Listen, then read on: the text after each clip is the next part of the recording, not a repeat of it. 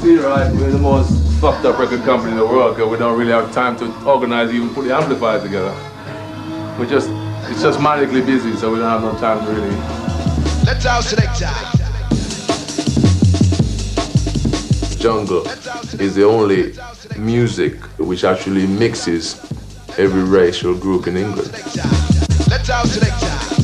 And at the moment, Jungle is pulling through, making a musical change which is gonna affect every other music on the planet except for Mantovani and James Loss. Let's out select. It's making kids again alienate themselves from their parents because the kids love the music and the parents hate it. Good old rock and roll story.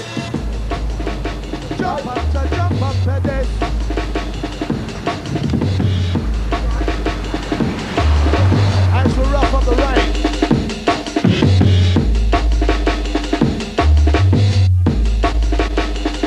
And the vibes is nice.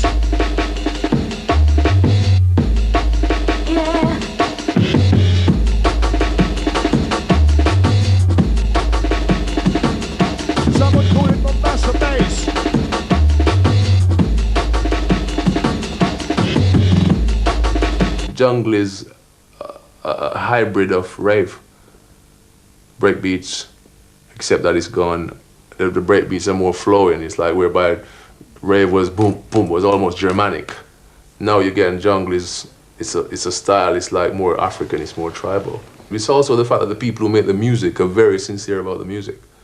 They're very, very sincere and close to the music because most of them make the music in their bedrooms.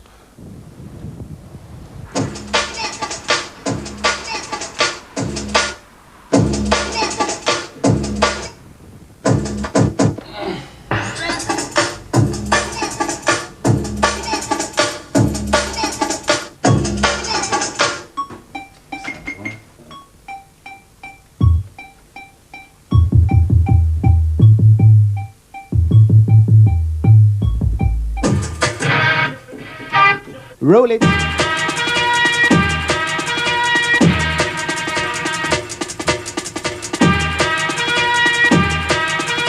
King of the jungle. Kings of jungle. If you ain't playing jungle, you ain't playing nothing. And the people know that. All the big boys know that as well.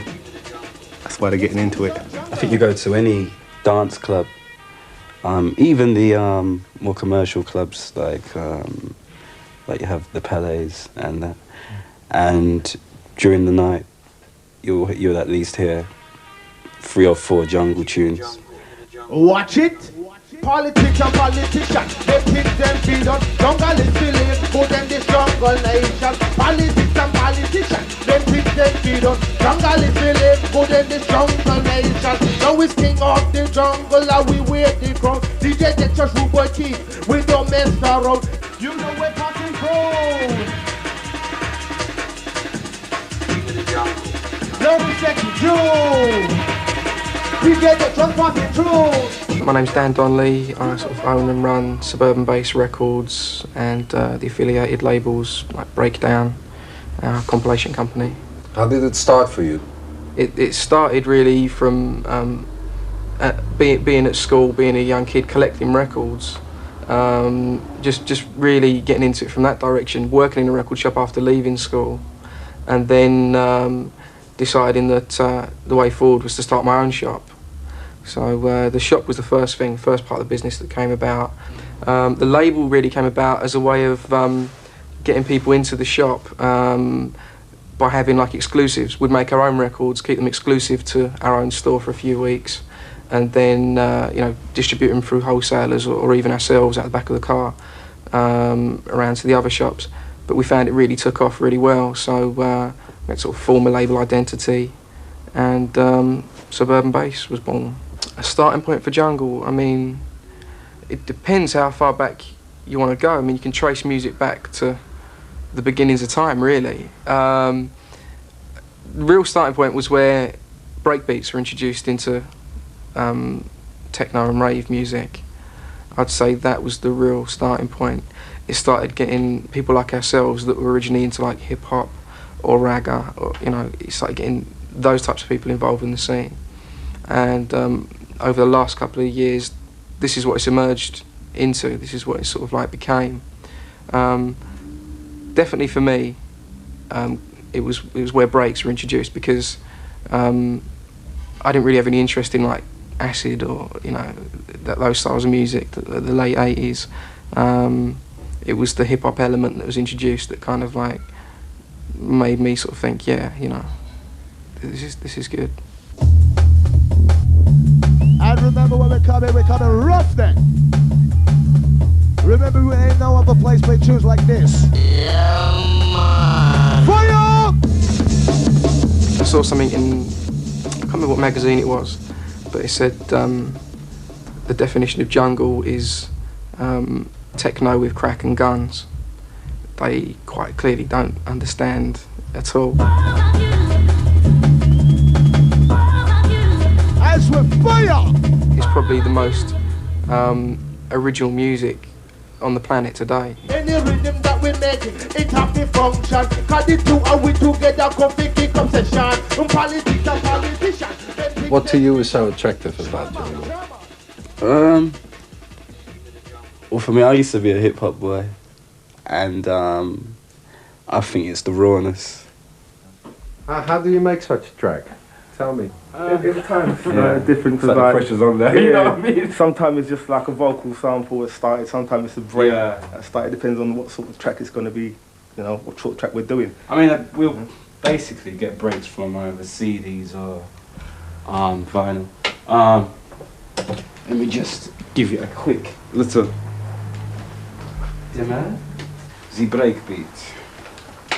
Let's just find something suitable.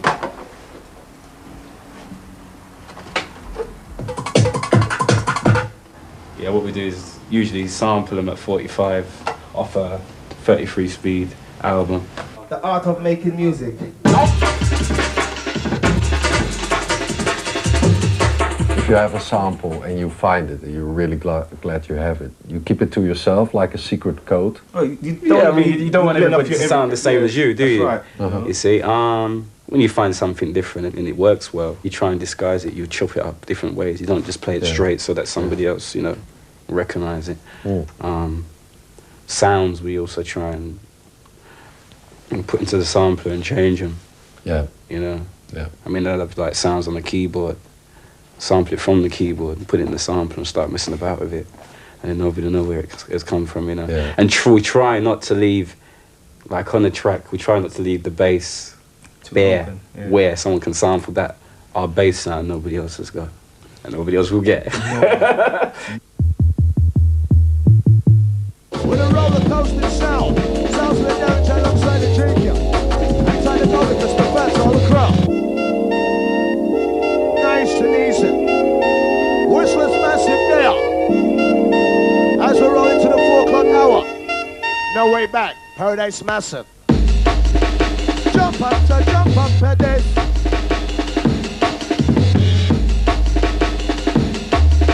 As we rough up the rain.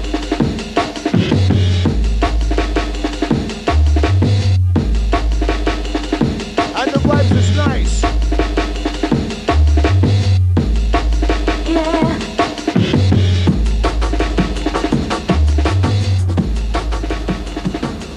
Someone call it Mombasa Bass.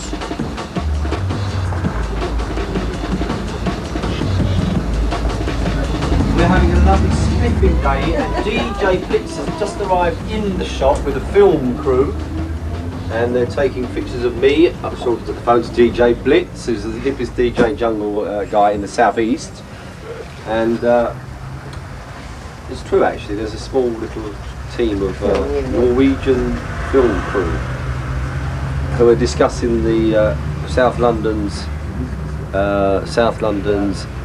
Junglist hardcore movement, as it were. And I assume that Blitz is obviously someone that they've earmarked for attention.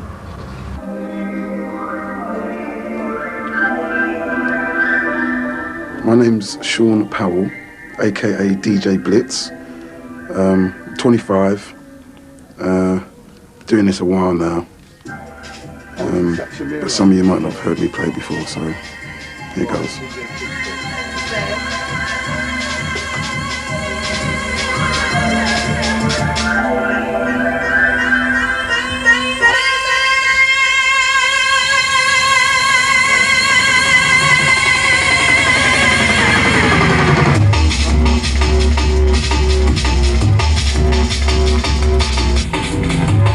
Are you getting up here?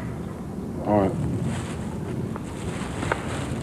Got to wait about 10 minutes, if you don't mind. So what are we doing here, actually? We're going to the studio to blast the airways of London and the surrounding counties. From a front room? From a bedroom, actually. Very cramped bedroom.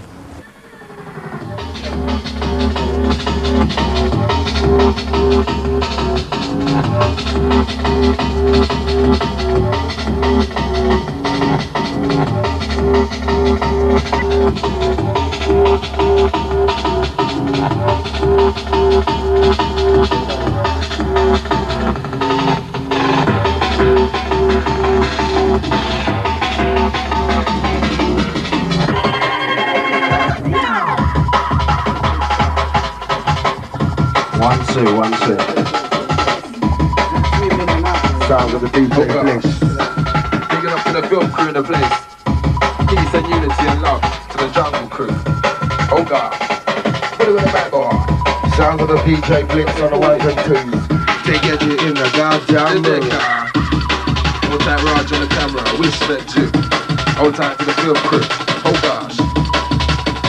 Sounds of my bad boy DJ on the ones and twos, taking it from the T.O.P. Old time with MC partner, the MC Gremlin in the place. The R for the night. With the pirate station, you're trying to get known. Yeah, I'm hoping to. But the times I play are a bit... It's so early in the morning that it's hard to tell how many people are going to be listening. But, you know, it's a start. I'm not complaining really, but hopefully from there, if I can get a earlier spot, like maybe a Saturday afternoon or a Sunday afternoon even, I'm sure things will happen from there. Think you what they done now, say we receive bricks down. Hold tight, all the camera crew and all the film crew, respect you. Oh God. Hey. Wicked. Sounds of my selector. This is the MC Gremlin, the DJ Blitz. Oh gosh. Big up the MC Marga Freaky. And not forgetting the DJ Decker. Oh gosh, not forgetting the crew. Hey. We going killing, we going shotting. During the 70s, right, in Jamaica, you had like sound systems used to play dub plates. So the best sound systems, the DJs used to have the best dub plates, exclusive. So you'd have a Big Youth or a Uroy dub plate, and nobody else in the country would have it. So when that sound system comes to town, that was the king. The same thing is happening now with the jungle scene. There's about 10 top DJs. They basically control the scene. So when you give them a tape or that, they will pay the money and cut the dub themselves. They'll play it in the sounds in the rave. And if there's a massive reaction, then they keep playing it for like a month, 2 months. Then there's a massive demand for this record. All the other DJs are going crazy saying, where the fuck is this record? I can't find it nowhere. So they go all the shops asking for this record, and suddenly, boom, you release it, and explosion. Oh my gosh! Hi! I smashed on the place.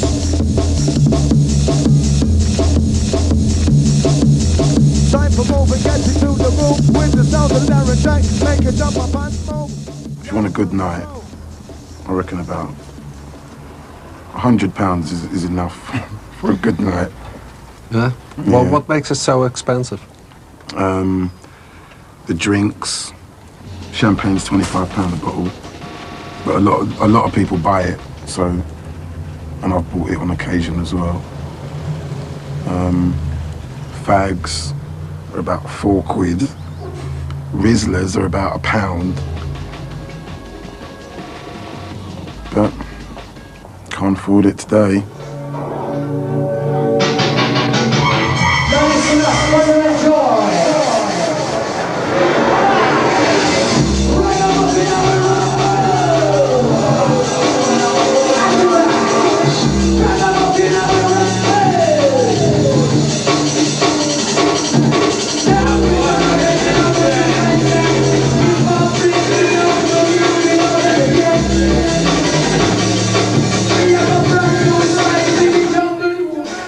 actually taking white kids, black kids, Moroccan kids, Indian kids, and basically looking at their parents and saying, listen, fuck you, I want this.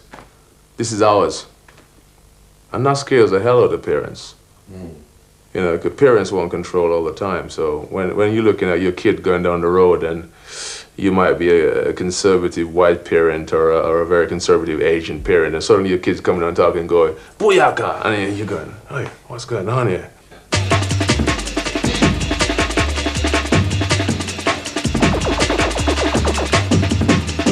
King of the jungle. You know we're passing through. King of the jungle. No respect to you. DJ Dextrous passing through. King of the jungle. You know we're passing through. Now Ruben Deep is passing through. King of the jungle. Now respect is you. Minimal big Ruben Deep and Dextrous passing through. King of the jungle. If tomorrow my heart wasn't in it and it was all this thing about money, I think I'd stop doing it. Because I think music is a thing about vibes. It shouldn't really be about money. And that's right. I mean, I don't mind the money at the same time, but you know. But when it's being done, it's, I mean, money's not even thought about as it's being done. Yeah. But you know, there has to be a vibe. It's not like a job that you can come to and go away from at the end of the day and that's it. It's more than just work. It's like, it's your life. You know, you really are. You can't just work in the jungle scene. You have to live it. And you don't just leave it at work when you go home. We're often sort of in the studio till late at night or cutting records all through the night. Even going to clubs for us is like work because you need to go out and see certain people. And your mind never switches off, you know, even when you're in bed at night. Catch the rain.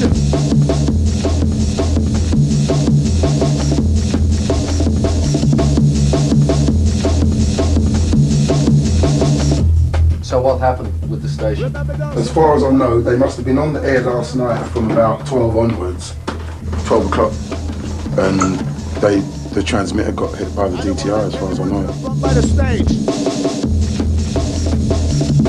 Right there, Richard, done with that. There are no restrictions on what you should be doing. If people start believing the media hype that it is ragga plus breakbeats equals jungle, then that's all people are going to be doing, and you know, the originality of the scene is going to be missing. That's where it gets kind of dangerous. That's where the term jungle will start to lose its way.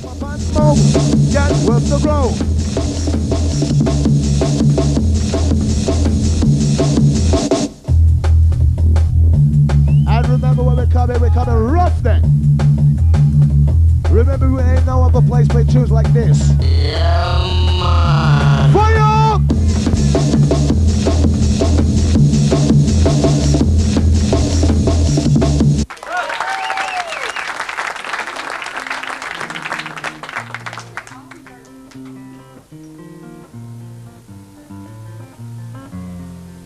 Leverancier en er is niemand thuis zeker.